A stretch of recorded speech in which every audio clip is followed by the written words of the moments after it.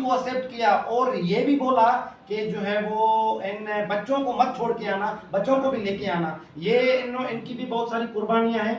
बहुत अच्छा हुआ हमसे आपसे मिलकर, और मैं भी सिंधी हूँ, ठीक है, तो ये भी हमारी बहन है जैसा कि, तो आप हमारे जीजा हो गए, ठीक है। तो इसके लिए आप क्या बोलोगे? आप आया बोलो, पाकिस्तानी बोलो, चिंता मत करो, मैं इनका ध्यान रखूंगा। इस तरह बोलो, ऊंचा बोलो। के बारे में बोलना चाहता हूँ कि वो चिंता ना करें, मैं अपने आप से भी ज़्यादा इनका ध्यान रखूँ, इसकी चिंता ना इनकी बहनों को, इनके भाई को, सबको कहना चाह रहा हूँ, डोंट वेरी।